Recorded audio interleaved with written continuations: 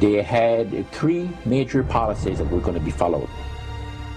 First, Lucifer says, we have to make sure that people, humans, get to believe that Satan and his angels do not really exist. You know, Roger, that's interesting because a recent research study report that I read indicated that in a national survey, I believe it's over 75% of people do not really believe in a real tangible devil. But there is one. Oh, yeah. Oh, the next thing, the three parts policy that they had adopted there, the second one was to find a way of being able to get total control of people's minds.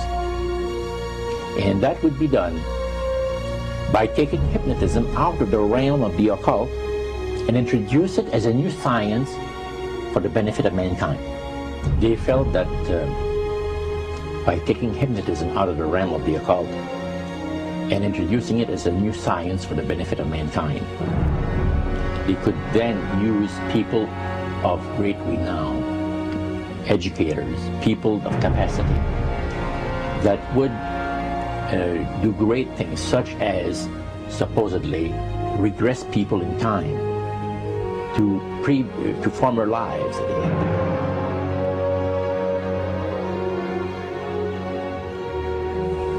And of course, after the session is over, the person would not know a thing about ancient history. And the person she or he has talked about performing, certain deeds, let's say, 3,000 or 4,000 years ago.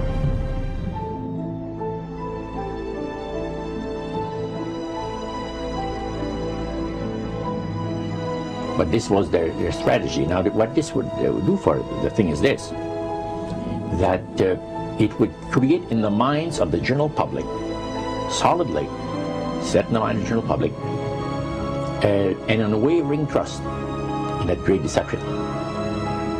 So now this would be a way of de-Christianizing the Western world through the avenue of mysticism. The three things were, number one, that they did not want Satan did not want the human family to think that he or his angels existed. Right. The second point that you made had to do with taking control of people's minds. That's right. The third point was what? Was to destroy the Bible without burning it. Okay. See. And what was his strategy on that? On that, it was very interesting. Because after the Great General Council, it was decided that Satan would tutor Charles Darwin personally in setting up the principles of his theories of evolution. He was tutored by Lucifer himself, fallen Lucifer. And at that time, it was understood, Satan and his spirit counselors understood, that if a person was led to believe in the theory of evolution, it would, in his life, destroy completely the creation week of the Bible, the fall of man, and the plan of redemption. It would do away with it. Anyone that teaches a theory of evolution is considered to be a minister of a great religious system.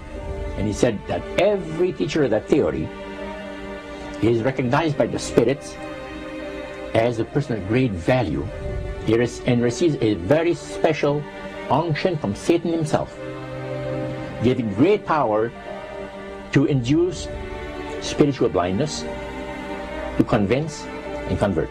Three capacities.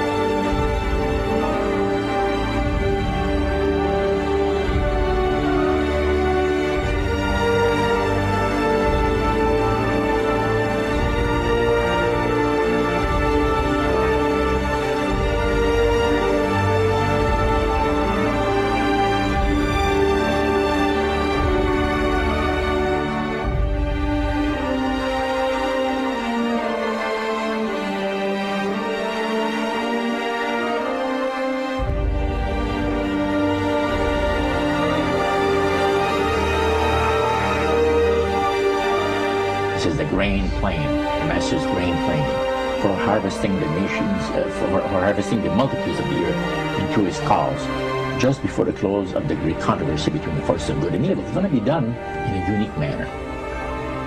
This grand plan is going to take people are going to eat the stuff, because it says spirits, demon spirits, will declare themselves to be inhabitants of far distant planets in the galaxies that are coming to warn the inhabitants of planet Earth of the impending destruction of the planet, unless something seriously proper is done to avoid it.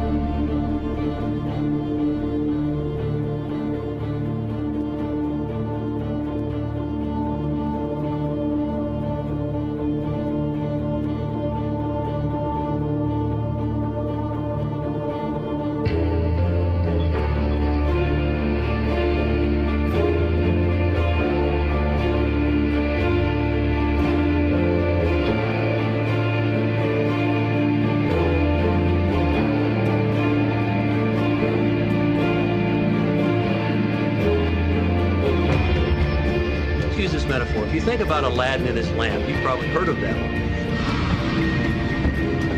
The genie always says one thing. Your wish is my command. You know, the universe is this great genie, and your conscious mind is Aladdin. It formulates the intention of what you choose for your life.